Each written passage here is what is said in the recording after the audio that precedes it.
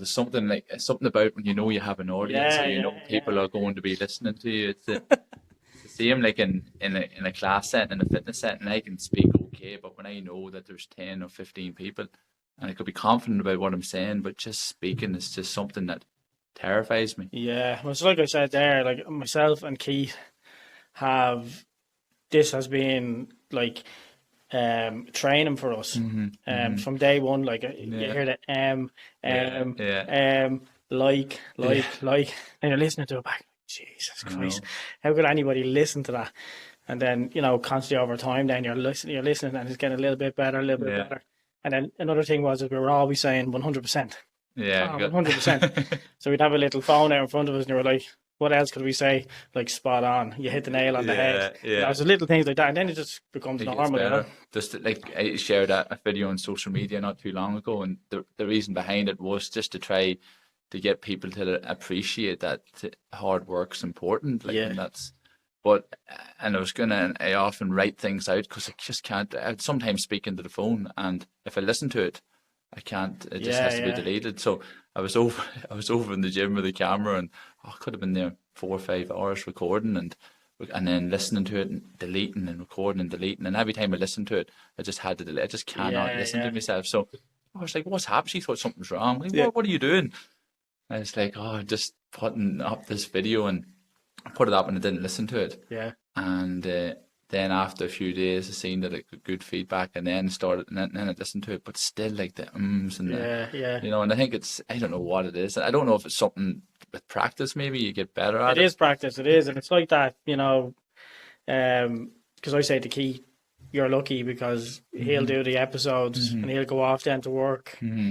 and I have to go and do the Hmm. editing. Yeah, So by the time the episode comes out on the Monday or whatever it is, I've listened to it about 300 times, that's it. and That's I'm it. listening for things like, Yeah, so I know every little mistake that I make, that's and it. then I start thinking, why am I calling it a mistake? You know what I mean? 'Cause at the Yeah, end of the day, the more natural the conversation is, yeah, people just get to know who you are, who Keith is, like, who the guest is. If we're all perfect, yeah, it just becomes very robotic and it becomes really scripted.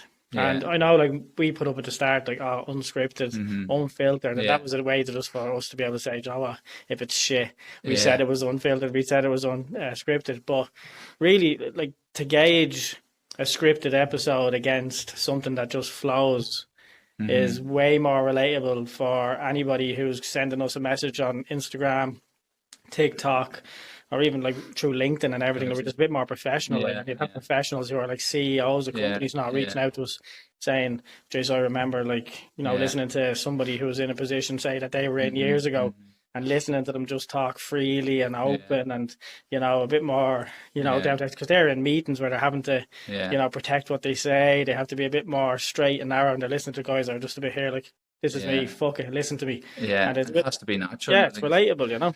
Yes, and I suppose like you often wonder. Like I wonder why just can I not like even in class still like 20 years coaching people, I still get so nervous. Like if there's a new member coming into the class, like I can find myself like broken with my speech. It's probably worse than what I sound like. Sometimes me and Laura might do a presentation on nutrition, Yeah. and like I'd be like, oh, I can't speak. I Mm. was like, you know all these people. I'm like, I don't know what it is. Yeah. Like, and Sounds like she, imposter syndrome or she, anxiety or. I don't know. Like, I think it's like probably growing up, like when we moved to Ireland and where we moved to, like it was uncommon to speak with I came from London, and it was uncommon to speak with a English accent. So, like when I was, when you're in the classroom and you ask, to read a page of the book, like oh, I'd be terrified, Yeah, yeah, yeah. absolutely terrified and sweating and just The petrified. spotlight is on. Yeah, and Yeah. everyone like, and you could see like people would turn around and after class to be asking you, Steve, say it again. Come here, wait to hear him say this, and it's just and like I think when you're young, like you just want to fit in, you don't want to Yeah, stand yeah. out, and like not only because of the way I spoke, like and went to speech and language, like it wasn't just that. There was loads of other Yeah. things, and like life was so different. So and I spoke different. So Mm. it's like, Jesus, don't speak, like don't speak. So and this still Yeah. carries on now, even if it's something that I'm confident in and I feel I can talk about. If I know that there's an audience, Yeah. like I just go in myself, like and it's I It's remember crazy. It's mad to think because public speaking back when, what age are you now, Stephen?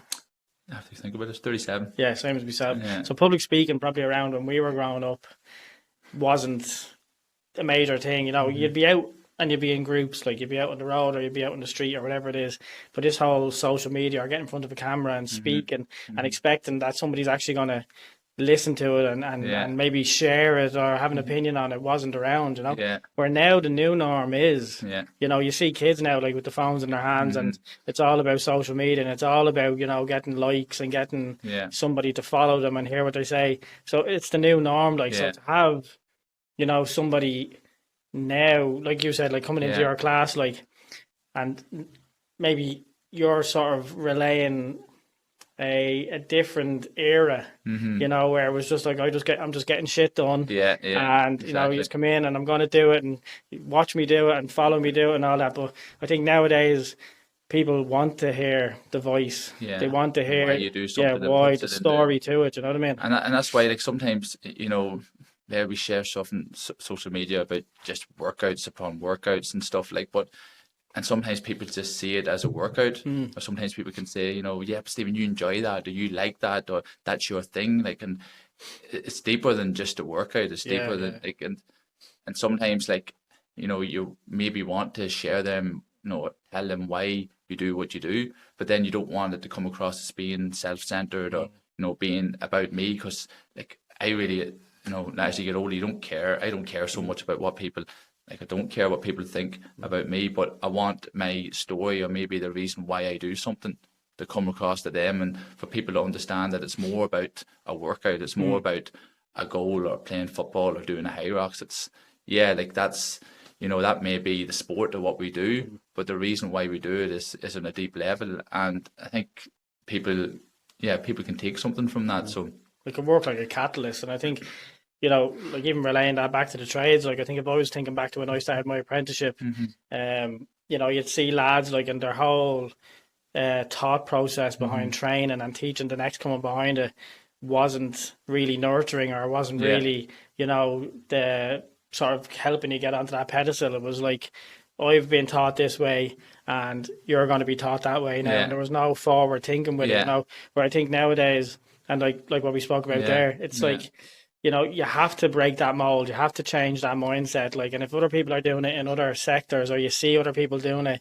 on TikTok or Instagram in other fields in regards to business, and you know, why not incorporate that into the likes of fitness and trades and stuff? People can, I'm sure in trades, like, I know when I did a bit of my apprenticeship as an electrician, like, you know, let's say if you want to learn how to second fix or whatever, like, people can, I'm sure, apprentices question, why am I tracking walls? What's the point in this? There's no point. I don't want to be that person. But, like, no, the hard work, the hard graft, I think that helps you appreciate some better jobs down the path. And, like, so I think if people put more value in the work, like, I know I did some awful jobs when I did my apprentice, like the worst experience ever, but, like, that served me well. You know, when I remember going to the gym in the evenings, like when I was younger, left school, I'd do my apprenticeship, you'd be chasing walls all day, and then you go to the gym in the evening, and then you have to clean 30 spinning bikes, and you have to WD-40 all the wheels down, and you're there for 2 hours,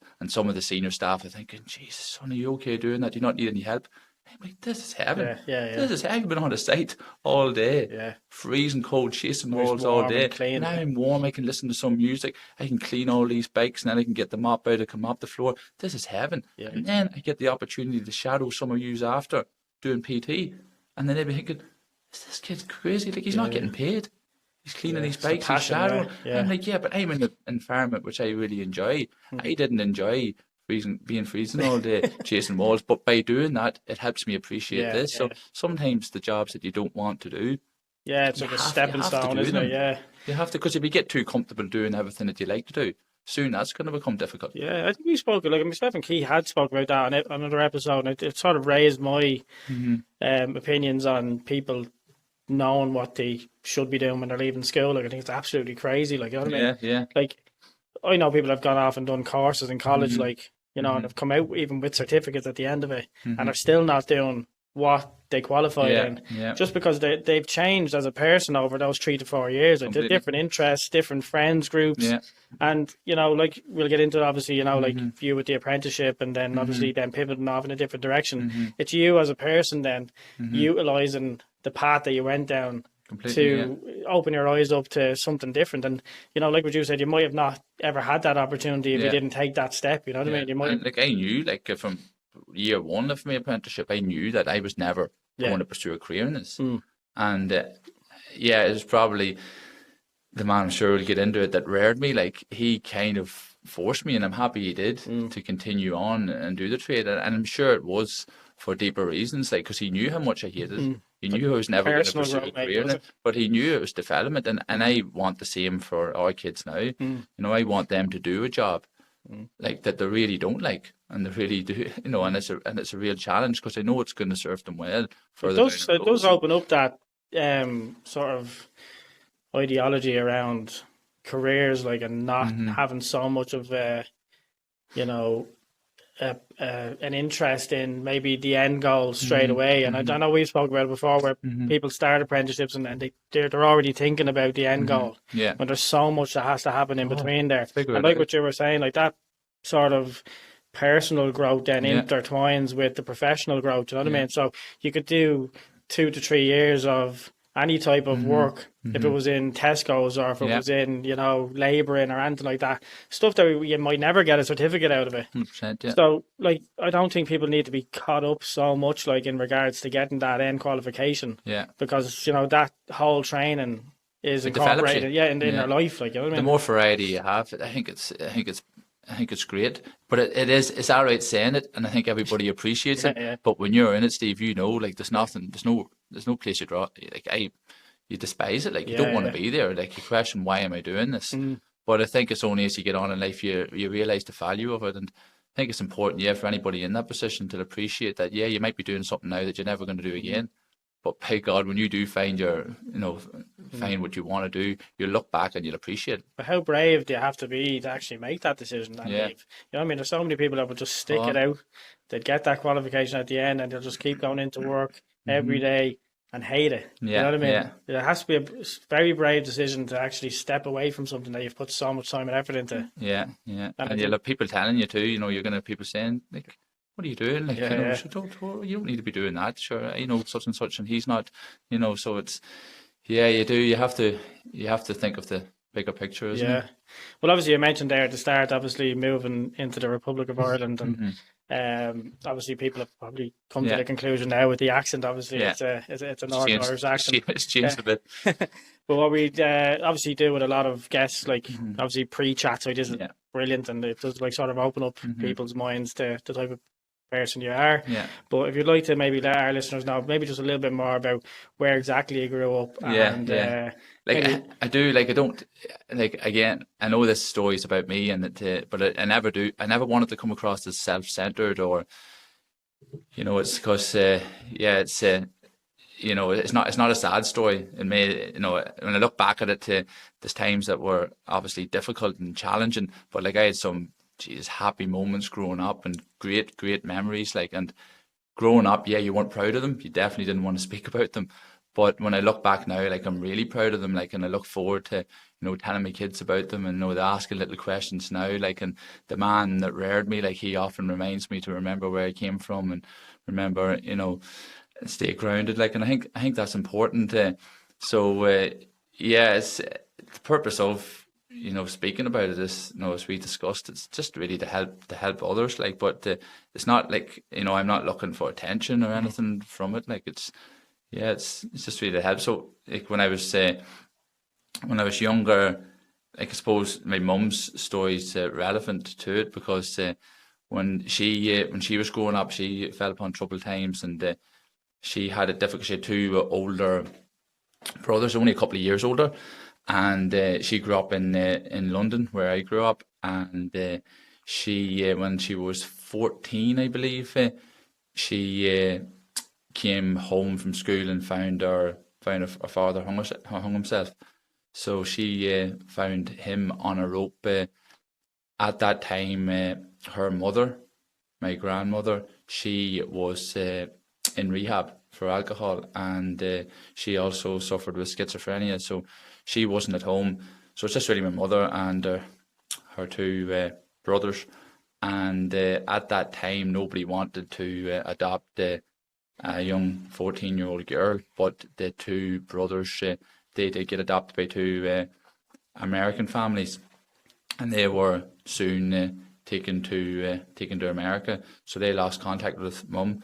Mum, she was what I believe was she was going between different families from childhood friends at school, and upon that time, her mother, she came out of rehab. She tried to get herself well again, and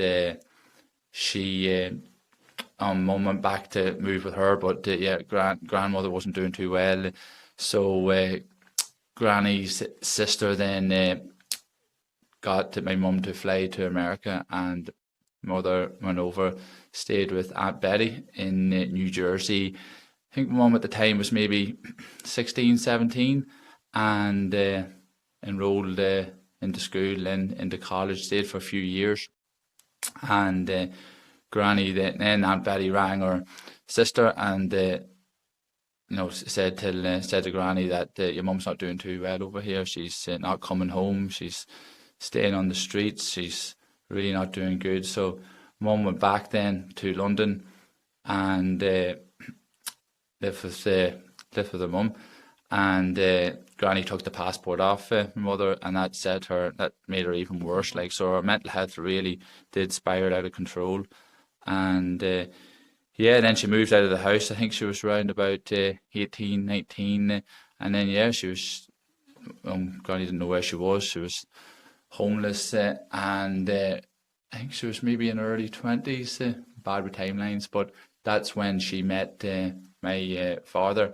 He also was a homeless man, but she didn't know at the time he was a famous author. He wrote some well-known books, and he went to school at Prince Charles.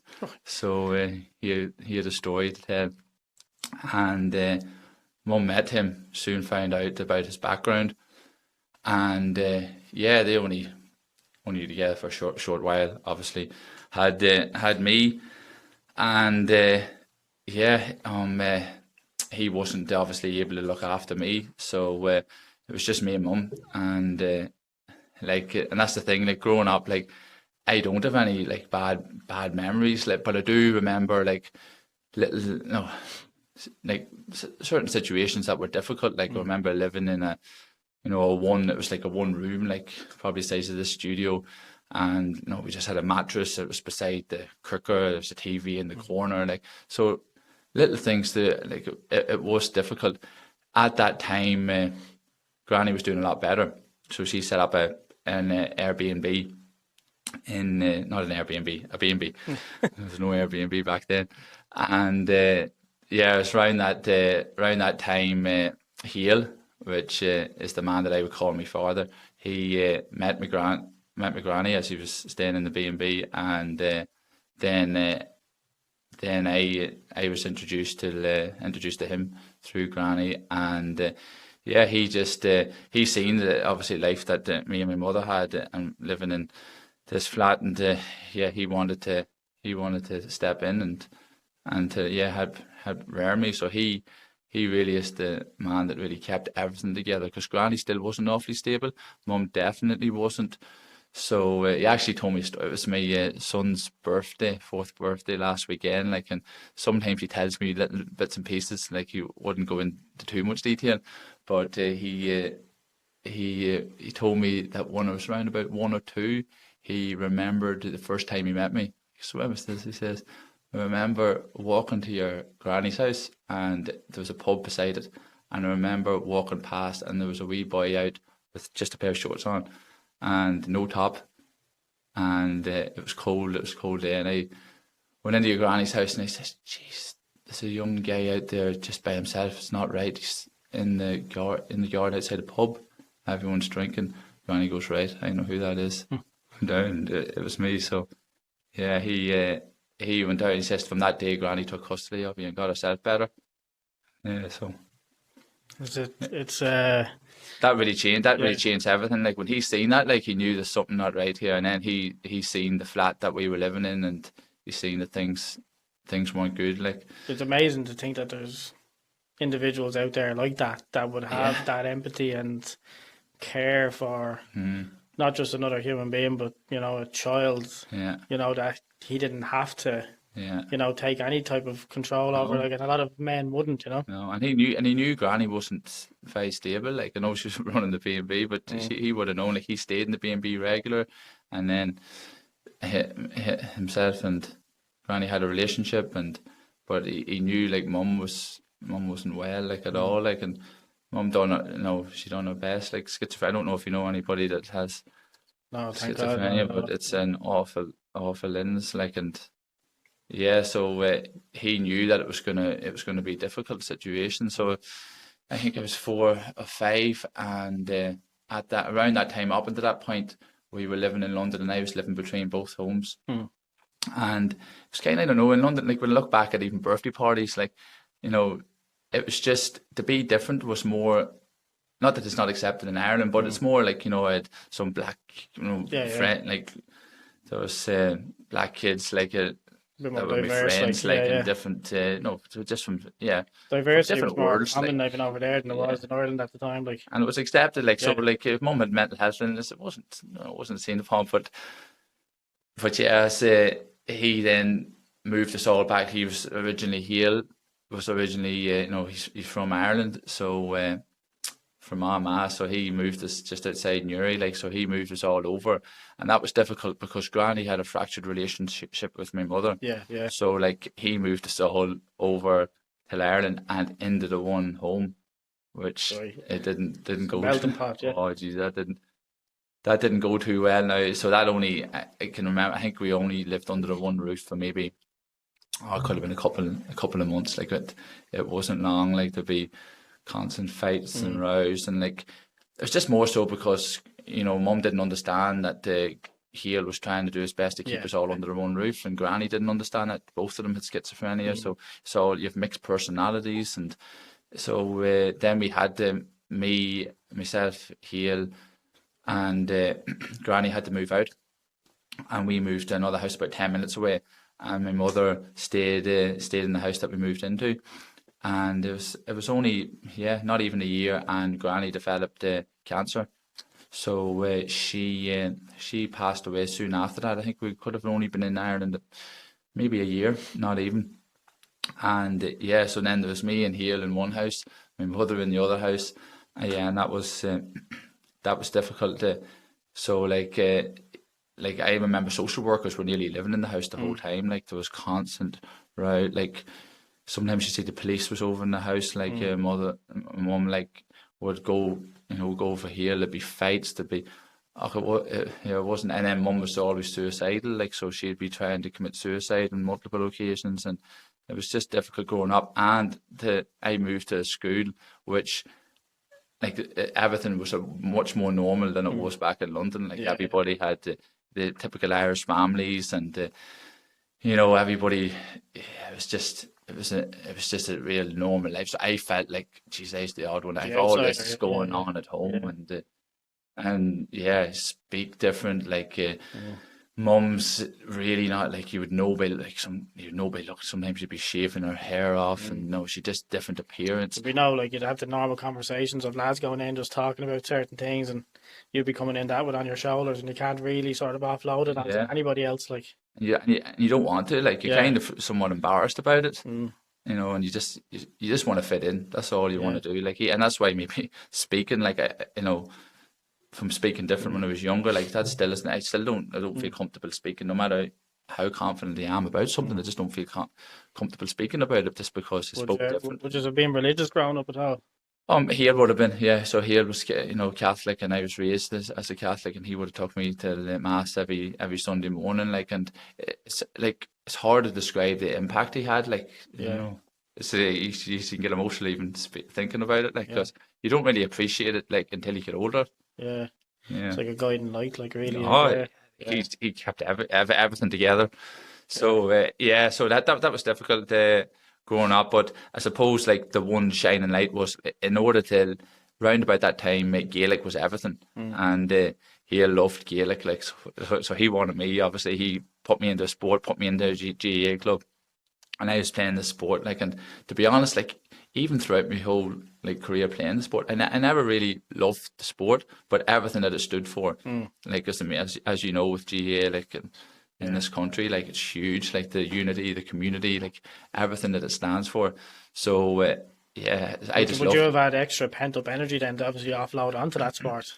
Yeah, I suppose it was, when you're with the emotions, obviously. Away from home, like when you're away from home and everything that's going on, like like after school, most days after school, like Hale was always very supportive about me being around mum and always visiting mum. Yeah, I used to we used to always go to hospital after school. I used to always do my homework in the hospital. I can remember and you be in a schizophrenic hospital and you'll see people of all different personalities. Like one day you'd be doing your homework and be somebody trying to commit suicide, and then the next day you go in and they'd be having a conversation. They'd not know what happened the day before. And like, so growing up, you're learning, and obviously mum was the best in the world, but another day should be a completely different person. So you're learning, you're learning to appreciate that everybody has different things going on in their life. And Hale was always, supportive of that. It was just different. But what was great about it, like sport, like when you're away from that and everybody's on the pitch and everyone's trying to kick a football around, it's all forgot about. Yeah. And you think about the sporting aspect of it, like, and having that sort of camaraderie and team around you. Mm-hmm. And then obviously, like you had an upbringing where potentially that was suppressing any type of emotion that you could put out. So like when I remember playing football, if I had a bad day, which would be considered nothing compared to what you would have went through, I would let that out on the pitch, and it would then transform then into either a really good game or a really bad game, or a really good training session or a really bad training session. Did you find that the training aspect of it or the playing aspect of it, that depending on what was happening with home life, actually transferred onto the pitch or transferred into your training, or was it a complete release and that you just sort of segregated both of them away from each other? Good question. Never really thought.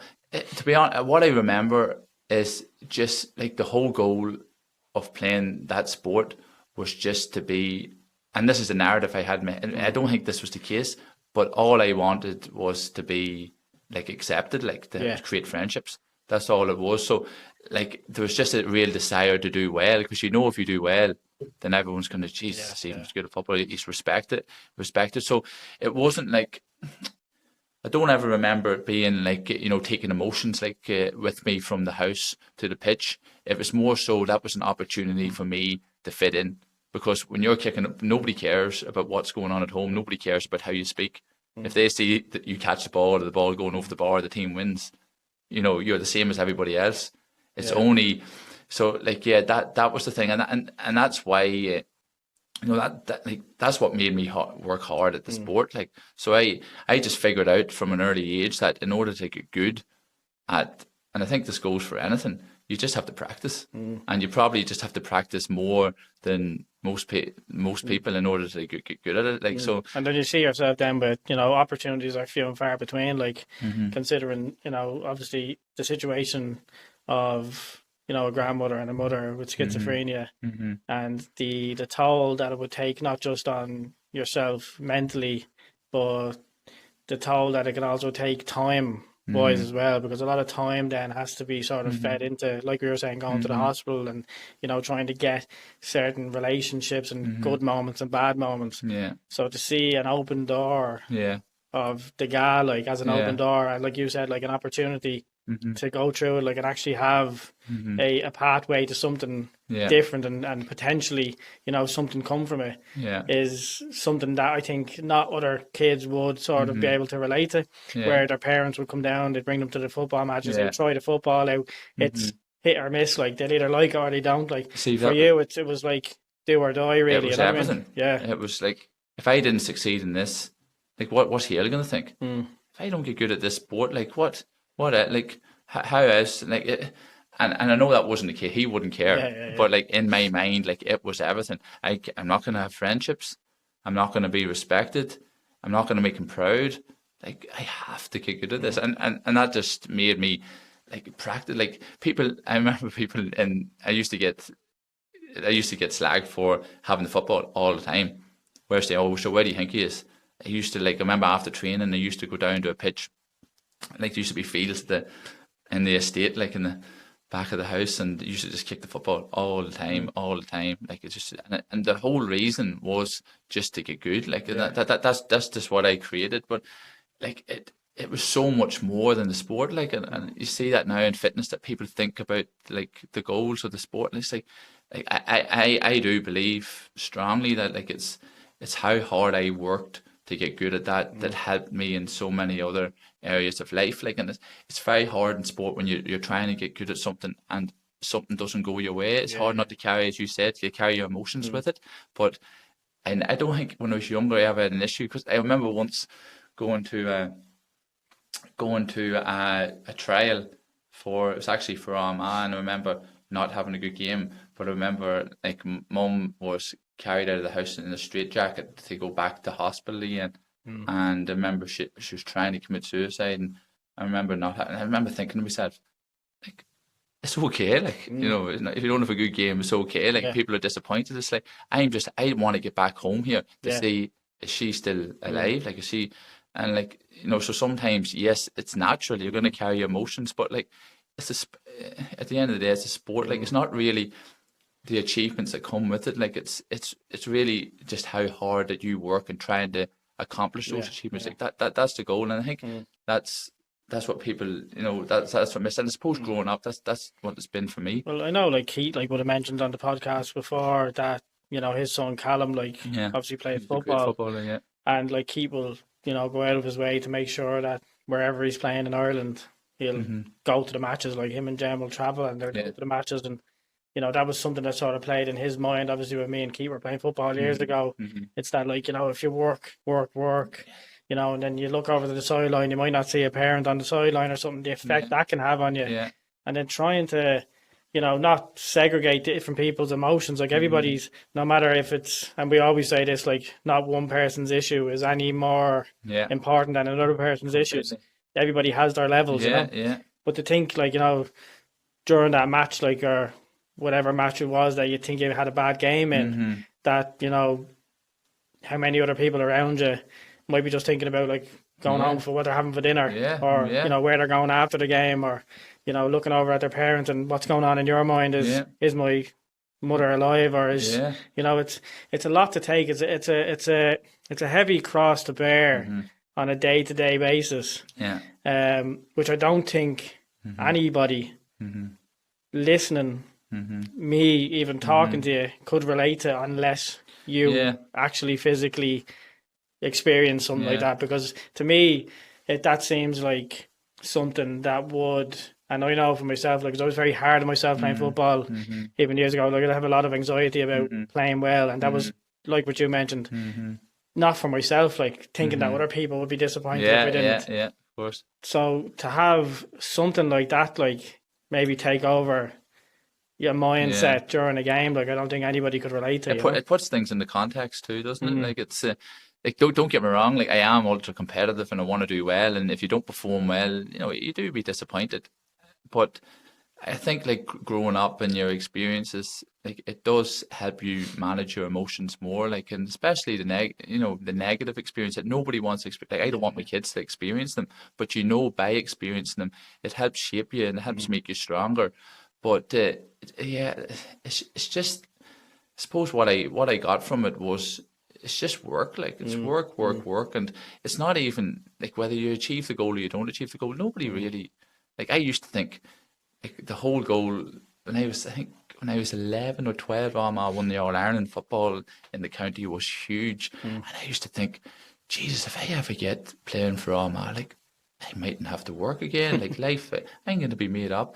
But you realise when you get there, like, like, don't get me wrong, I've never achieved any greatness. Like, I've not got many. I think of a Division 3 league medal to show for it. So I've got no great not what the boys have now in an All-Ireland medal, so no great accomplishments. But I did end up playing for my county for years, and But it's like that Tyson Fury concept, isn't it? It's like you reach the level, yeah, but you know, if you're never happy with it, there's always going to be something else that's going to completely. drag you down. Like, you know what I mean? And like listening to you there, even like having goals, like seems Yeah. like a very important thing for you. Like Yeah. goal setting seems to be something that obviously will keep your mind straight. Like, doesn't it? It just makes your standard of living better. That's the Yeah. way I see it. It's almost like you're chasing the carrot. Mm. Whether you get it or not, it doesn't really matter. But it's who you become. I know that's a cliche, but it Yeah. really is. Like, and it's, everybody says it. Oh, you know, it's a journey. It's who you become. It's who you become. But when you don't reach your goal, Yeah. or when you don't get there, then it's, people have a different mindset around that. And it's only the very few that can really appreciate the losses or the failures along the way that would go, you know what, that's okay. And don't get me wrong, I've not always been good at it. I like to think I've got better at it with time, but it's difficult to appreciate that. Like, and even like, again, not that I achieved any great heights, but like I can remember like playing for Armagh and it was, I think, a quarter final of an All Ireland, and it was against Donegal, and it was a big occasion for us. And like, it was stuff when I was young, like that you'd only, like this young English kid with troubled backgrounds, like getting over the Ireland. Like, I remember, Jesus, here was in tears, and I remember playing, like, and I remember, like, and I was extremely proud. No, like, we didn't win the match, but after the match, still, you reflect back, like, but like when I look back at that now, yes, it was a great occasion, but like the match itself, like what about the match? Like, we played the match, like, we had to win the match, whatever. But it's no, I don't think too much about that. It's everything it took in order to get there. Like that's important. Like, and sometimes it's I remember like the underage matches, the little things, like those big occasions, like those. Like, I think it's important to chase them. Yeah. And to try to get there, and and try it with everything you got, because the harder you work to try to achieve something, like it's so important to set big goals. However, if you don't achieve them, that's okay. That's hard. Like, and you see it in all sports. Like, you see people, like, when they don't get what they want, or don't get what they feel they deserve, they kind of stop, or they get very disheartened. And and I don't know. It's bigger than that. It's more meaning to it than that. With the schizophrenia, does it ever scare you to think of, obviously, hereditary and all that type of stuff? Is it hereditary? Yeah, it scares the life out of me. It's a good question. Like, growing up, like, I thought it was inevitable. And like, I thought, like, there's my grandmother's schizophrenia, my mother's schizophrenia. My father, I believe, also suffered with his mental health, and so I thought, like, at one point growing up, I thought, like, this is coming. Like, so again, I put it a lot down to sport. Like, sport helped me, and sport helped me try to sustain a healthy lifestyle. Like, growing up wasn't healthy because we hadn't got the money, or we just hadn't got the environment to live a healthy lifestyle. So, like, growing up, like, I wasn't well. Like, I got pneumonia multiple times. I got sick multiple times, and I was scared of developing. It doesn't help if you're standing outside pubs. Like, on a building site. But and I was worried about it. Like, and I have got some very impulsive, like, characteristics too. Like, and I don't know if anybody is completely stable, to be honest.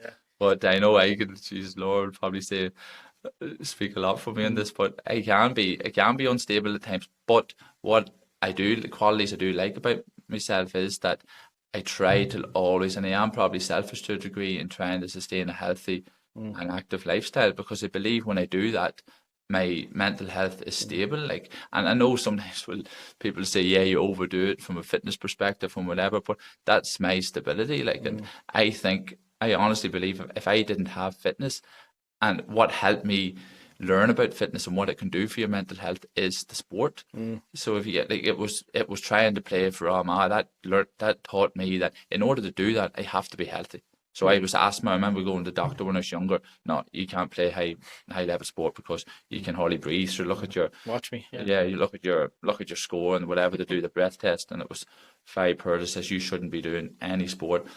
And I remember, challenge accepted. Yeah, and then when I was young, then that put me down the pathway of there was a course like in functional medicine in America, where I done a lot of my education, and I learned that I was taught that a lot of the allergies and a lot of especially asthma you can develop is environmental, and it Right, can yeah, be largely down to your lifestyle. So little changes I made to my own lifestyle helped. Like I remember picking up a prescription from my mum, and the doctor says, "We just haven't seen you in a while. Do you mind if we do another assessment on you?" And done assessment, and this is maybe 2 years after applying what I learned from college, and I think, Jesus, what have you been doing? And so he wasn't too impressed when I told him there's no more medication. It was just obviously from just changing my lifestyle, yeah, and it was a huge effort at the time. But I kind of appreciate, it made me appreciate that you can change your circumstances through living a healthy and active lifestyle. So then, obviously, doing that for myself, and then going into the industry, of health and fitness, and seeing how that same, lifestyle routine can help impact others. And then, that helped me appreciate it. And then by doing so, it helped me in sport then, and helped me become better. Because in order to, perform in high performance sports, you need to live a healthy and active lifestyle.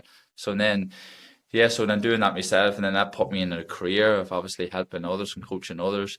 And then that helped me, achieve, play at the highest level for the sport that I had chosen. So, so it kind of, going back to your question, I felt it helped me not develop any mental health. It helped put that at bay, and that was by feeding your body, like you're feeding your brain at the same time. Like you're keeping yourself, like it's like lubricating a car, isn't it? It's just like keeping it taking over, keeping it working. I think like when you leave anything idle, you leave anything sitting around, gathers dust and issues start to happen. You know what I mean? And I think like what you're doing is, and I know we spoke about it before we even pressed the record button. It's constantly working on yourself physically is also developing you mentally, and it can not totally like get rid of people's problems 100%. It can't, but it can certainly help people along the way. You know what I mean? I nearly go as far as saying getting rid, like genetically, I'd say I have all the markers for mental health problems. Like, but I do think that I helped put that to bed with the lifestyle that I had chosen to live. The reason why I chose that lifestyle initially from a young age, I didn't know why it was important to try to eat healthy or have an active lifestyle. My reasoning for doing that was simply to get good at the sport. That was it. So that was my why, was to get good at the sport. But in order to get good at the sport, I had to try to live as healthy as I could live. And then by doing that, I think it helped. It definitely helped my mental health, and the conditions that I had, one being asthma and other conditions. It helped that too, and then it helped me achieve, get to the top of that sport. But by doing that, it helped my mental health, and still to this day, why do I do what I do? Why do I exercise as much as I do? It's purely for my mental health. And some people, would say, like this new sport, Hyrox, like, why, you're looking to get this time. And look, everyone likes to get faster, and I would love to get faster and whatever. But like, if somebody says, well, in order to get faster, in order to get this time that you want to get, what you have to do, Stephen, is take one day on, one day off, and rest more. No. Leave me with the times that I'm getting now, and I'm happy to train every day. And maybe overdo it and whatever, but if I feel that it's satisfying me psychologically, then I'm happy out. So. But obviously with elite fitness, like, can you remember the moment? Obviously, we spoke about at the start of the conversation, the apprenticeship, and for anybody that doesn't know, like you start an electrical apprenticeship, you work through it, and obviously you mentioned there, getting in, cleaning the bikes, and in the warmth, and seeing other people actually work in that area. Can you remember the moment where you probably got the inception in your mind that you could do it on your own? Yeah, so like leaving school, everybody was getting a trade. Like back then, it was huge. So I had to pick a trade, and here also was to the belief that, Stephen, you like the gym, but you can't work in the gym. Like, wire my house, will you? Yeah, people that's retired go to the gym, and actually the gym that I went to was a sports centre, and it was most of the guys, girls were retired and working in the gym. So I was like, right, I'll pick an electrician. Like, and I did not enjoy that job. Like, didn't enjoy it at all, Steve. But I worked it and did 3 years. Luckily enough, we got paid off. Jeez, that was a blessing in disguise. And because every evening after I did, after I came home from site, not every. It was only towards the end of my apprenticeship I started to do a bit of work in the evenings in the gym, and yeah, I just I loved it. I loved everything about it. I loved how it was helping people. I loved how it was helping myself. And then I thought to myself, geez, in order to succeed, I have to do something different. I can't go and do a basic fitness instructor and a personal training course because everyone's doing that. Yeah. So I need to do something different. My grandmother was born in Texas, so I, at a young age, I got an American passport. And I remember the guy at the time in the gym that I was doing work in, he had done a lot of his education through this Poliquin institution. There was a guy, Charles Poliquin, he's passed away now, but he was seen as the leading strength and conditioning coach at the time in the world. And he said that his certifications are the best in the business to do. I said, geez, that's in Boston. I have a passport. My uncle, my brother's in Boston. I could go over there and spend time over there and study.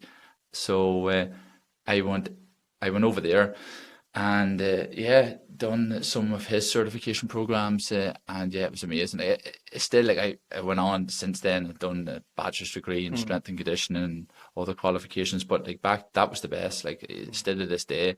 And so you weren't in it just to make the quick buck, like you were really just invested. To learn. I loved it. Like God rest mum now.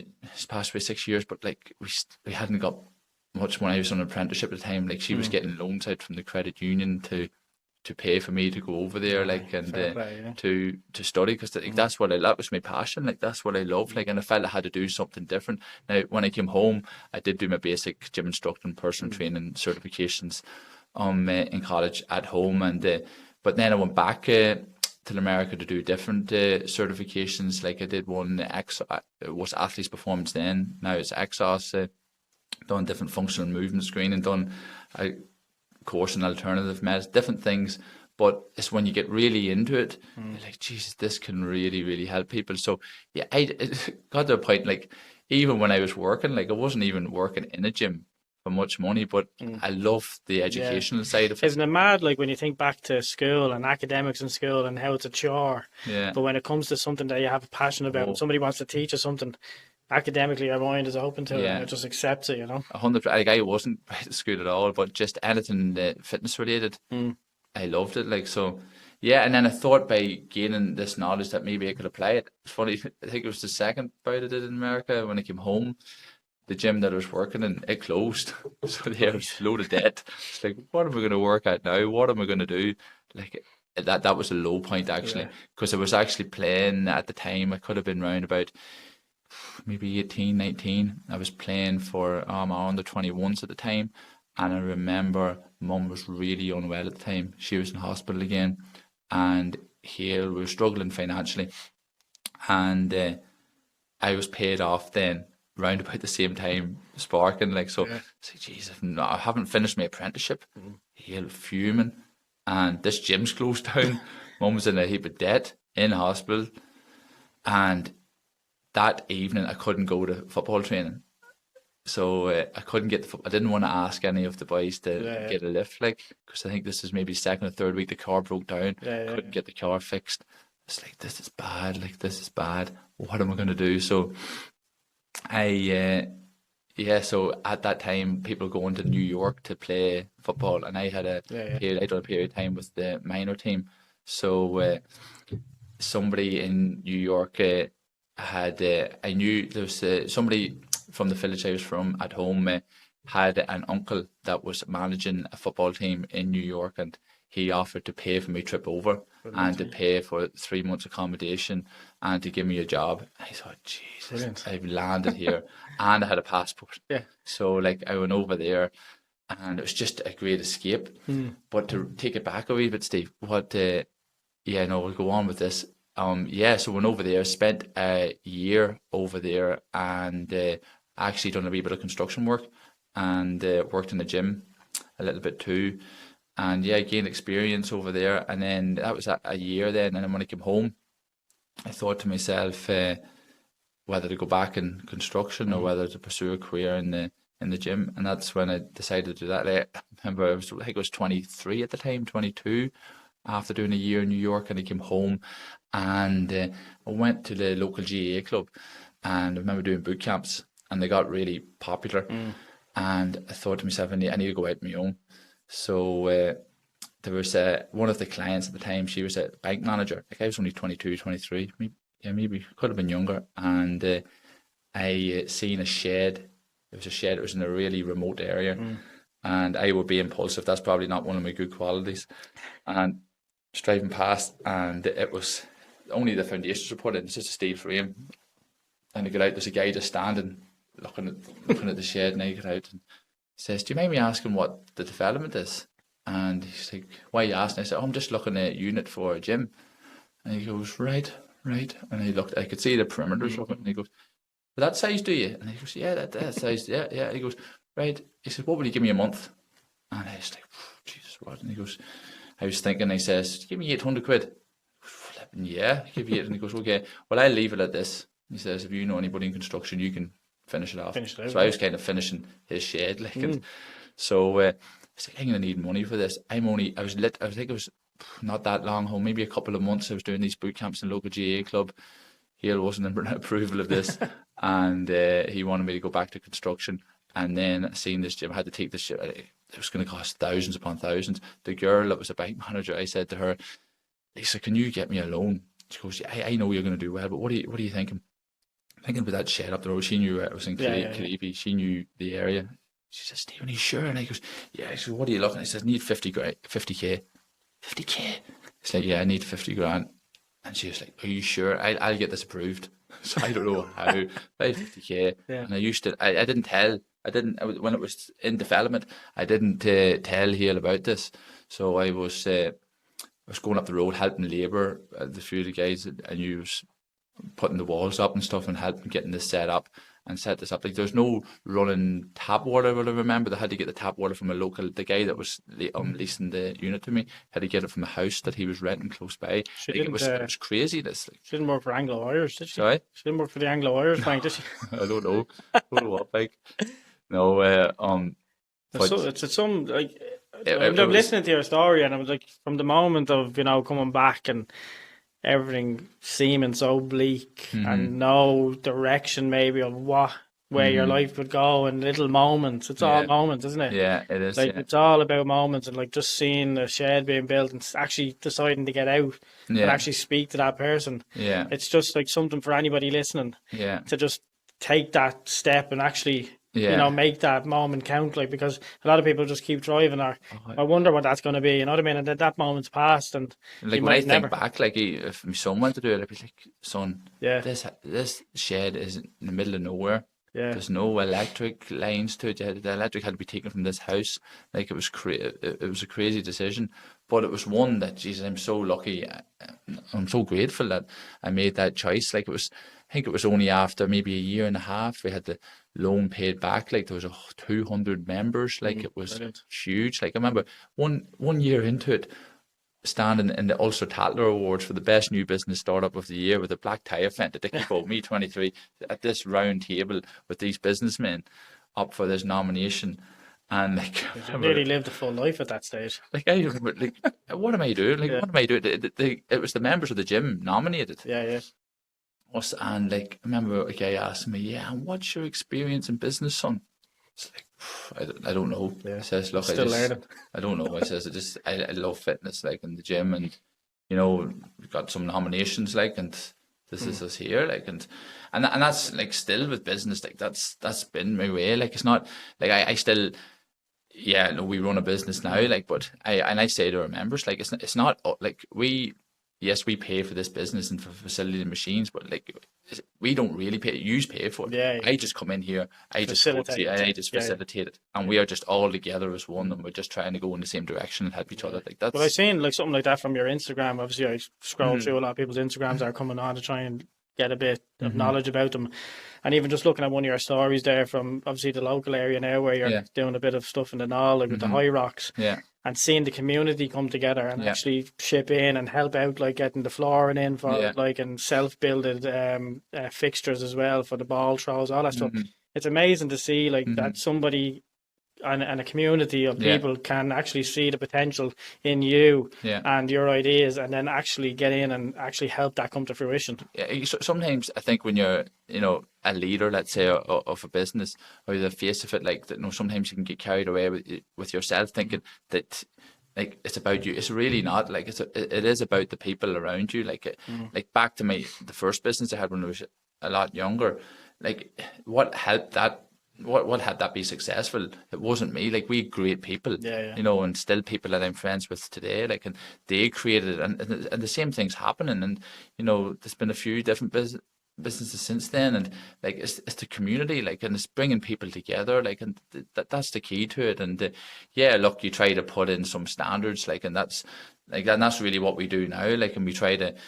Me and Laura try to lift those standards, like, and try to encourage other people to do it, not because we want them to do a good Hyrox time or whatever, but just because we believe it can help them in other areas of life, like, and that's like, I know it's Laura's heavily involved in it as well, is she? yeah, like, she, like, when I met her, she wouldn't have been awfully competitive when I met her, but like I've seen some of the she's videos. Yeah, incredible. I've seen the videos on Instagram. Like, Yeah, people might see me posting Yeah. a bloody video of a workout, like, but she's in the house washing, cleaning, Yeah. doing everything. You know what it's like when you have Yeah. young ones doing everything, and then she's coming out to the, like, and, yeah, like, she's amazing. So, like, she lifts the standards. Like, now we're trying to do it with the kids. Like, we're trying to show them a way, not because we want them to be great at anything, like at football or if it's a Hyrox or whatever, just because there's great value in just working hard towards something, and that's the message. And I think it's getting through to our clients too. Like, it's getting through to everybody that's part of the elite, and that's the message. Like, it's sometimes people can think in order to get to where you want to get to, it's about, like, it's about what you do, like, it's about the little intricacies, but it's not. Like, it's just No. there's no secret to it. Like, people like to, I think, say that, like, I'm different and I can show you and you come with me and I can give you this program, this plan, and this is going to work for you. Like, but like, most people that are successful in sport or in fitness or whatever, it's just because they're working consistently hard at it every single day. Like, and I know a lot of people don't want to maybe accept that, but there's no secret. Like, there isn't. You're looking at the Hyrox simulation, obviously, that was mentioned there, and obviously mentioned the community that was involved in it.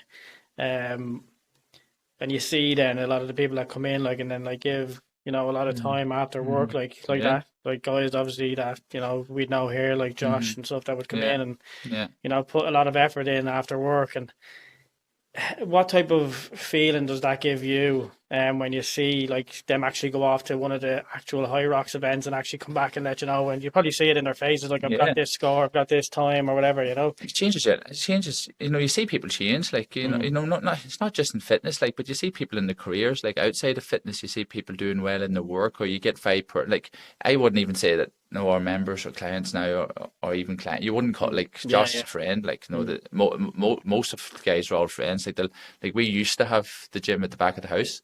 Yeah. And, like, we're open, like, we share everything, like, and people will come into the house and have coffee or have lunch with us, like, and we love that.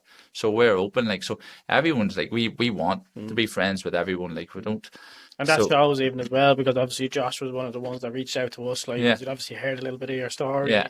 Thought that'd be a great one for us to reach out to you. And I think to be able to open up to somebody, and like what you mentioned, their clients, like, who then become friends, it's great, like, because it does, no matter how much you're building, it's not the business building, it's a family growing, isn't it? Like, completely. really. And it's about helping each other, like, and that's really even what you're doing, Steve, sharing stories and stuff, like, everybody's got a story to tell, and I think the more you're open with everybody and you share it, like, and that's all we hope to do. Like Hale was a huge part of my life, and he helped me, like, and I suppose, like, I kind of feel a responsibility to help my own family now, and also help our community at Elite, like, and that's the goal. And if that means, like, doing well at Hyrox now or doing whatever, like, if I know that my performances can help others, like, that's really why I want to perform it. It's not like, I don't want to need to prove anything to myself. I just want to try to go, oh, there's a lad there that's working hard every single day. And you know what? Yeah, maybe if I take a little snip of that, maybe if I try a wee bit better or try a wee bit more, maybe I can also do well at a Hyrox. But that's not important. It's like, it's who you become. And yeah, it's like, I know it may not be deep for everybody, but like there's deeper reasons as to why it's important to do these things. Oh no, 100%. Like I think it's like definitely something that, like what you mentioned, it's, you know, a snippet of it, or like a little piece of something. If somebody can take a little bit away from it, like, or, you know, if somebody's like, you know, they could be going through family issues or breakups or, you know, anything with work or anything like that.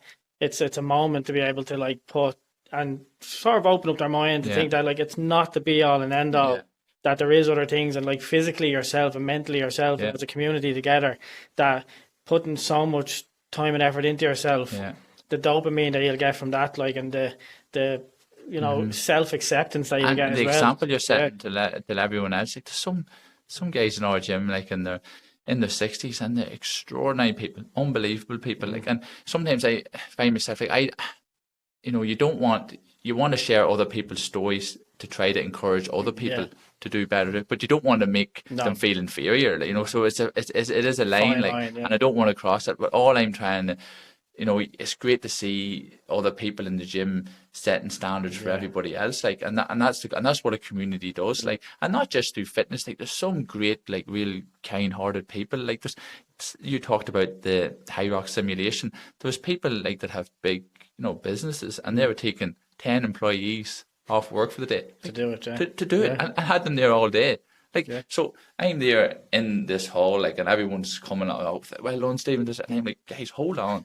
I might be like orchestrating some of this, but there's guys here off work, like, there's one guy, like, and the grass, like, he put, like, didn't tell me what he was doing to this grass. Like, he was cutting lines in the grass, like putting lines into it, stitching these lines together, like, in his own time after work, like going, like, the stuff that people were doing. Passion that you would have had at an early age, you can see in other people as well. Just to help, like, to help, and like not for any incentive. Like, there was nothing behind it, like, and it's a passion just to see something that's working and going well continue to do well, and people helping each other. You know what I mean? And that's all you can ask for, I think, from anything like that.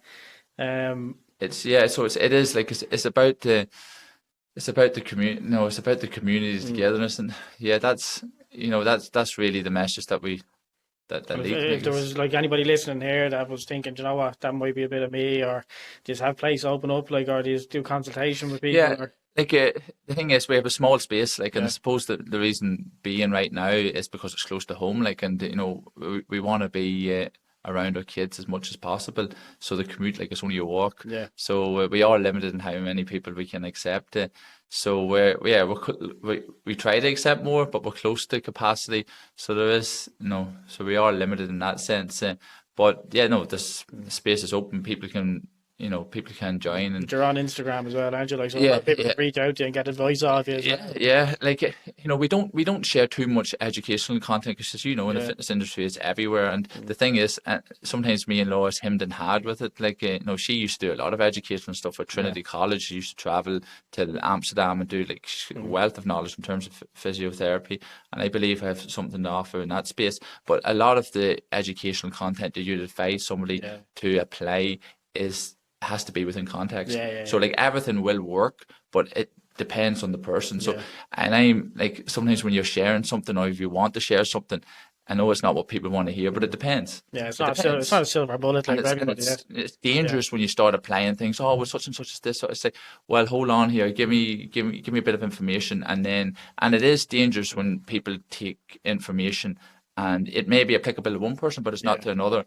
And I think the more you learn, like, I used to be that person, maybe 20 years ago, you learn something, you think it's gospel. No, this is the way. You see people doing diets and stuff like that, and you think it's for you, and you don't know, you know, underlying illnesses and all this. So everybody's different. And they're not wrong. Like, people, I used to get frustrated, going, giving wrong advice. Nobody's meaning to give wrong advice. And you see people on fitness bashing. There's just a bit more. There's a bit of science to it, though. Like, people are doing the best, and anybody that's out there putting themselves out there giving advice, they're only trying to help. But sometimes, as you learn more and you go down the journey, you actually realize, geez, some stuff I can remember, you know, that I believed in, and I'm thinking, now, Jesus, that may have been applicable in to such and such, but right now maybe it's not. So it is within context, and that's why social media can be dangerous. So what do we use it now for? we use it for community and to work hard and to try to influence and inspire others. And if people, like somebody asked today, I got something, getting something done with my knee, like, and this PRP treatment, and somebody would ask a question, like, and Laura would go into detail about why that may be helpful for you and why it may not be. Yeah. But again, like, you can't really answer it in one message. Just open a conversation. About 6 or 7 messages back and forth, and then you might get the conclusion. But if we put up one thing about PRP, everyone go, "Geez, that's me." It's like, well, hold on, give us some context. So. Yeah, it can but that's social media. That's social media at its core. It is dangerous. But it's it's definitely it's something that's needed. I think if your business doesn't have a social media presence, it's sort of questioned, I think, a lot. Like, so I think, like, to have a face, a voice, or even just like what you're saying, like a community to be able to. So I was down there last week, and there's a video of me up there now. It's great. Like, sharing it with their friends and all that. That's great and all as well. It's the people are, it's now having kids, like, it kind of changes, from a fitness, like, why you do things, like, even like we didn't touch on my sister, like, she's 23 now, and like that, and she's progressed. She's in her last year of medicine now in college, like, which is like crazy story, because when I was 13, she was born, like, mum, so that was more, so like that was actually, that was the time mum met another guy with schizophrenia, and he's in hospital, and like should never, like, God, Jessica it's was mad born. to think like that. You see yourself as successful, and now your sister is on the verge of this success. It's the same pathway, and it's incredible. And not only with ourselves, but you hear it. Like, I had a member from the gym, and I'm an older lady, and she came over last week, and she must have sat with us 4 or 5 hours, and she told us her background. And before she was telling us her background, you could see the way she tries in the gym. You go, there's more to this lady. She can't give that effort without having a good backstory, and incredible. And it's the same, like my sister. Like, I give you my story, Steve. Like, but she's like, I don't tell. Hale doesn't give me too much praise, like, and I probably, and the same with Jessica, like, I don't say too much about her, but what a girl, like, 23, like, she was in and out of maybe 6 foster families growing up, like. She might be a guest on next season. Yeah, you should get, like, that's how it works. I swear to God, like, we'd always say, like, one person's story is their story, like, and to have an openness and a willingness to appreciate other people's paths, and that's a great thing as well. Like, you know what I mean? Because, like what you said, you're not self-centered. It's not about being self-centered. It's about appreciating everybody's struggles and triumphs and everything that makes them them. Completely. And for you, even just to mention your sister there, like, it's like you can see, obviously, what you went through, what the family dynamic was like, so it means so much to you, like, to see that, because I don't know if you were to see yourself making a success of yourself in your career, and then you're seeing maybe like a sibling like not get to that level, I think that would be hard on you, you know what I mean? Yeah, and it's seeing the development, it means when you see how well she's developed, like, to who she's become today, like, she was there last week at the house for the son's birthday, like, and she's in her last year of medicine, like, and sometimes, like, I'll say to Laura, like, I think this is incredible how this is planned out, because when I was 13, like, she was born, like, and mum was schizophrenia, her father schizophrenia, and she was in and out of like 6 foster families. Hale at the time was 70 years of age, had me reared. And I thought to myself, like, he can't keep us all together here. The odds were against her, really. Like, so mum was in a hospital, in a family. I think Jessica was 7 years of age. I had just turned. That was when I went to America. She was 7, and I couldn't, like, I had no job at the time. Times were really hard then, and Hale says to me, "You go. I'm going to take custody of her." And I was like, she's 7, like, she's a young girl. She's 7, like, you have me reared. You can't take custody. Start again, so if I don't take custody of her, she's getting adopted.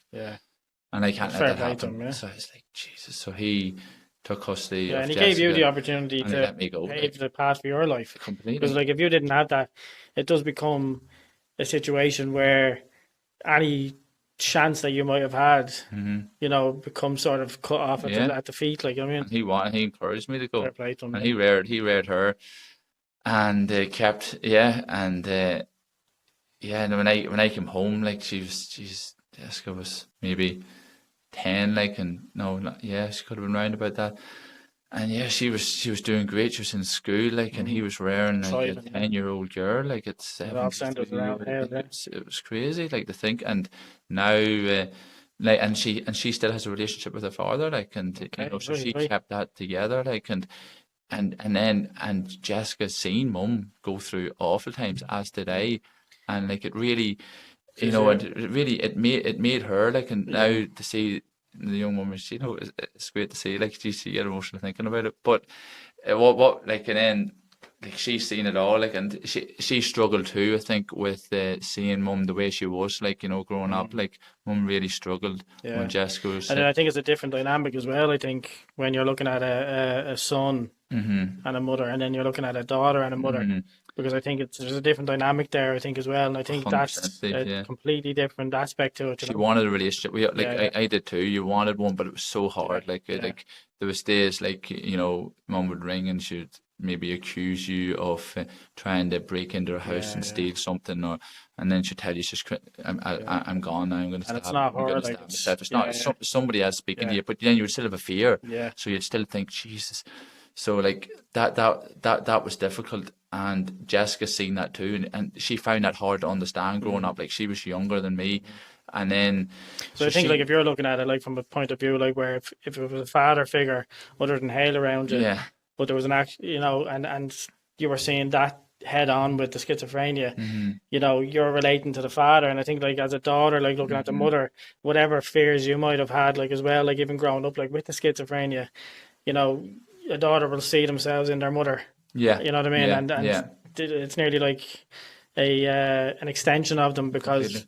I know, like even like looking at like my daughter, like with hmm my wife, hmm and you know, the relationship then that I'd have like with my son, like Yeah, there's a there's different a dynamic to it completely. And I think like whatever experience you had, like Mhm.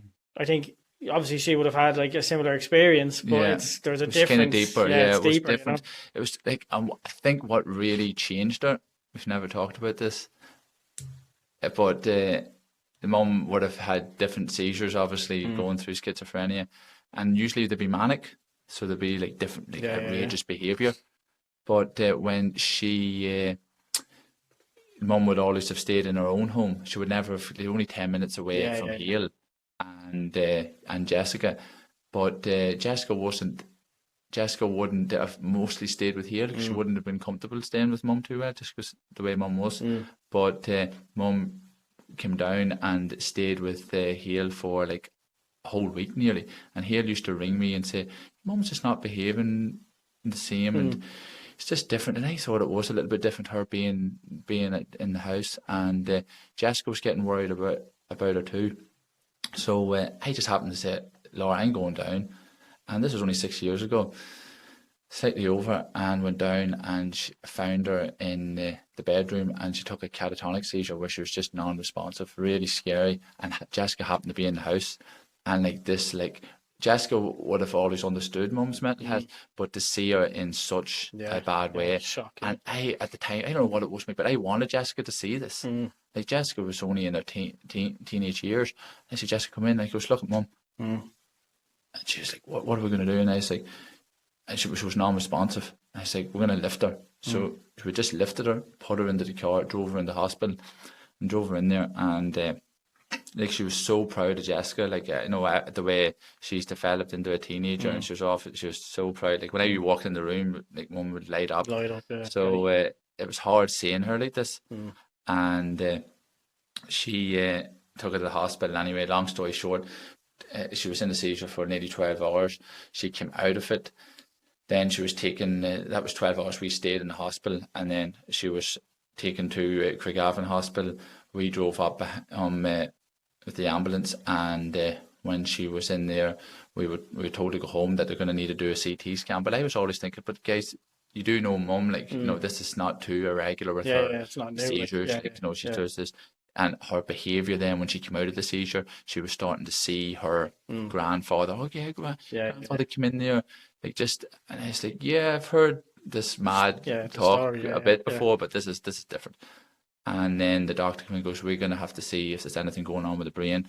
At that point, you're like, Jesus, no, you're still a little bit positive. Yeah. Jessica was really worried.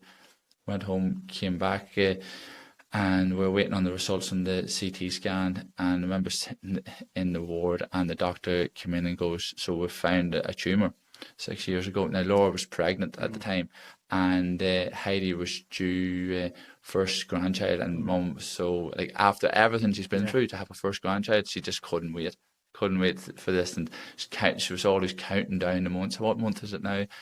So I was like, this is going to be great to be able to have us all together as a family and give her a first grandchild. And then the doctor said it's a tumour. So I'm thinking, how long has she got? So Heidi's going to be born now in 2 months. It's the ticking clock. It's 8 weeks, like, and then we're waiting for 2 days to go see the neurologist in the Royal Hospital, and Jessica wouldn't come, and she was devastated. Like, we knew it was fate. Like, at this point, like, Mum was. She wasn't the same, like, and she actually stopped walking for a bit. Sometimes you had to put her in a wheelchair, and she couldn't walk. Like, so I remember sitting in the waiting room in the Royal, and there was other people there, and like they were having full blown conversations, and they were obviously going to see the neurologist for similar reasons. And then I seen Mum coming down, getting pushed in a wheelchair. She was sitting beside me in a wheelchair, and I was like, this isn't good. Like, she's the only one out of maybe 6 of us here in a wheelchair. And I was talking to her, and she knew who I was and everything, but she wasn't saying too much. Anyway, I went in to see the neurologist, and she says, Nadia, yeah, and how you doing? And just asking some questions. How many kids have you got? And it was only me and Jessica, and she'd say 8, and she'd name them off, like, neurologist saying, right. And I was like, oh, this isn't good. Yeah. So then she said, Nadia, do you mind if you just go out to the waiting room? At the waiting room, and as soon as I said, and I can remember, I don't have a great memory, but I can remember everything. I can remember the wee girl Ashleen, which was the trainee doctor. I remember Nicola, which was the neurologist. Says, Nicola, please tell me our first grandchild is going to be born in 8 weeks. Like, she says, no. She turned the thing around. She goes, like, this is a tumour, and it's over both lobes. Like, and she's 2 weeks. Jesus Christ! Jesus, after everything, I was like, how am I gonna? Sorry. And I was like, is she gonna know this? Like, is she gonna know what's happening here? So, like, I went into I says, what do you want to do? I says, I need to go. I need to tell her. So, like, I went into the waiting room, and I remember, like, and this was Mum, like, all through, like, everything she went through, like, she was always positive. So, like, she was so, like, and I remember, like, going in, and as soon as I sat down, she put her hand over. And she wasn't saying too much. And he goes, I know what's happening. I haven't long left. I know what's happening. You're good. Jessica's good. I had a great life. She was only 53. Jesus Christ. She's like, I had a great life. And don't you be worrying about me.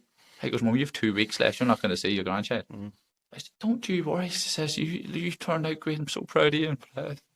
Yeah, Jesus, that was tough. But, like, like, what I took from that was, like, she, like, she was so positive. Like, so...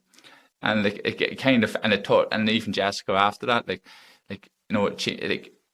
think it matured her in a way, also, and then obviously from then it was just downward. Like, she said 2 weeks, she got 4 weeks, and then another 4, and 4 weeks later Heidi was born. So like, but like, and so everything, like, being through everything, and then. The way it all, turned out, and even throughout those, like, 8 weeks, like, Mum was just smiling every day, like, she was happy, like, she kind of, like... It's like an acceptance. Yeah, but, like, even not just that, Steve, like, it just made you appreciate, like, life in general. Like, she was so happy throughout all of her illness. Like, she often talked about, like, that driving home from that hospital, like, Do you think she... No, this might be a bit off the cuff with it, because I don't know, like... And nobody knows what somebody would think, but do you think with the struggles that she'd been through, that she might have felt some relief from that? Yeah, you don't know, do you? Like, no, like, you think it's a life, isn't it? She had a life, like how, like, It's so like that you think about the illness. strain that a lot of people go through in their life. It's nothing compared to stuff No, that and like I know the offload on the family is one thing, but Jesus, it must be hard like to it's have. hard. Like I remember the day Jessica was born. Like mum was just coming round. Like she was in and out of hospital all the Yeah, time. I was only 13. I remember when she was born. Like and you're trying to tell a woman that thinks there's nothing wrong with her. yeah, And it's like, Mom, you do know that, yeah, see, as soon as the child's born, she's gone. yeah, You're not saying, please be mm, prepared for that. She's not gone. yeah, Stephen, yeah, hey, what's wrong with me? They can't take her. yeah, As soon as they took her off her, out of the hospital, I can yeah. remember it. Um, And you're trying to be the adult. I'm there. You're trying to be the common, yeah, He's getting like he doesn't really he yeah, doesn't yeah. really understand it all, and I'm trying, and then Mum's trying to commit suicide, Mm, like nearly the day after they take her off, and I'm like, here we go again. yeah, This is deja vu. This is all over again. And then Jessica's in and out of foster care. Then Jessica's father comes back in the scene. They're living at home together in that house that we moved to, and they're trying. Jessica's only out of foster care the first time when she was maybe 1 or 2, and then yeah, like I go down to the house and she's not being fed. She's mm, nothing. I'm only 14. I have yeah, school the yeah, next day. I'm like, yeah, I can't go home. Like I have yeah, to stay here. I have to. yeah. I have to make sure that That's a she's being weight, looked after. proper I weight, said, isn't you it? can't. You're Mm, going to school like mm, tomorrow. You can't be staying down there. I says, I mm. have to stay But here. you're worried, you know what I mean? Surely Yeah, they're not going to yeah, take. They're going to take the child again, mm, and then next minute, what do you find out? Social services come to the house to take her away because a neighbour sees that Jessica's in the garden with no clothes on, yeah, and then she's taken away. And then mum, no, it's just like, and that's all going through mm, school where you're just trying to mm. have a normal, a So normal and then it life. comes full circle then. So it's the moment then when you are, obviously expecting the first grandchild, Yeah. and like that. Them moments then Oh yeah. are, although Precious. sad but precious and Oh yeah. and happy Yeah. moments, like because you know that the clock is ticking, Yeah. Yeah. and it doesn't take away from everything else in your life No. beforehand. Definitely not, like, but No. it is something to cherish, isn't it? Like, Oh yeah. It's yeah, like, sure, that's life, isn't it? Like yeah, it's it's, what did they say? Lion King circle of life, isn't it? yeah, Like yeah, yeah. and it's It's so a good short and analogy. it's so pressure, and Mm, precious, like, and you just have to mm, enjoy it all. And I suppose, like, obviously Mum's life was much more like her mm, personalities, like, and her moods and her mm, emotions, which much more dynamic than the average person. But isn't that what mm. life is? Like, it's emotions. It's It does. enjoying the good moments. You're here because of her. Yeah, and it's Yeah, Jesus, and that's why now, like, with the likes of what I do in fitness and trying to help people, like, I think that's where it all comes from, like, yeah, and I yeah, think we can get very short-sighted and narrow-minded, like, at this, like, the yeah, silly stuff, yeah, like if you're not losing weight, if you're not, but like, like all the circumstances that me and Jessica grew up in, like fitness and health, like mm, you could have the worst circumstances, Steve. But if you're looking after yourself mm, and if you're working hard at trying to better yourself, everything's okay. mm. Like, stuff was crazy at home. And life is short, like, Oh, I it's mean,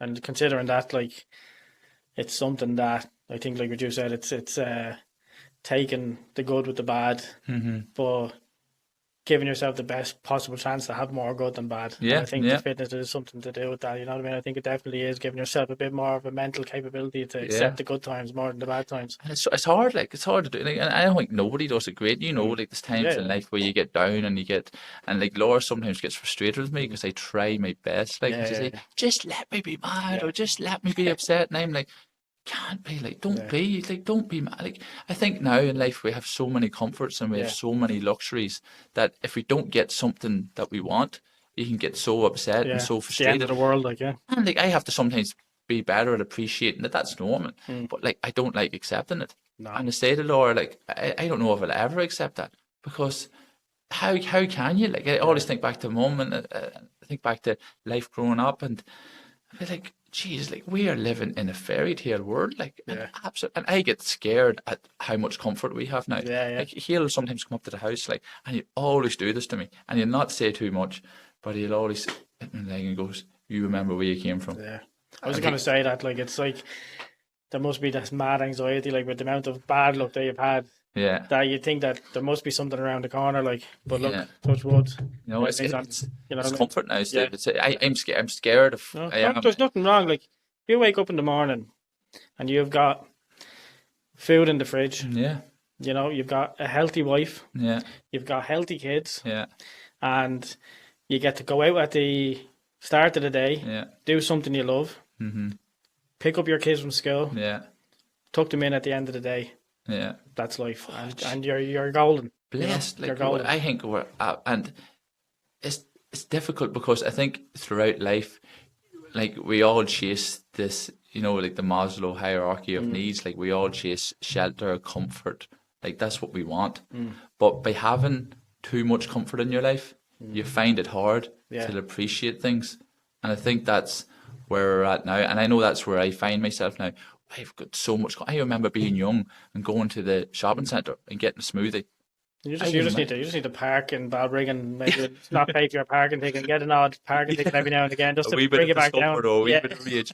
But like if we don't seek this little bit of discomfort, then like everything's going to become difficult. Like you need something in life, I think, to bring there has to be a little bit of down to make the appreciation of the goods. Like, you can't appreciate 100%. It's the same as like if you've got a warm home, like you're never going to appreciate a warm home unless you go out in the cold. You know, and I think that's so that where we are now, life. I suppose that is it. Like we have so much comfort, so much luxuries. Like so much to be grateful for, and it's very hard to be grateful when you have so much. Like, and that's the goal now, and it's to try and I fear for our kids. Like, and Laura's like, just enjoy it. I think like, but you have to. You can't.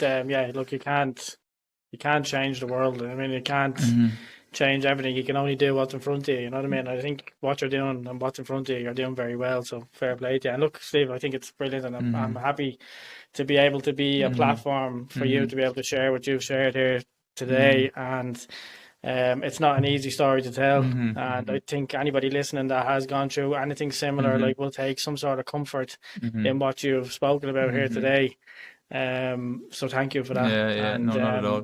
That's really, you know, when you asked me to come on, like initial reaction was, geez, I can't talk about this. But I think as you just get older in life, you kind of appreciate your experiences and your background, and if it means sharing it and somebody else can take something from it, then that's really what it's all about. But hopefully what we usually do is we try to finish on a light note.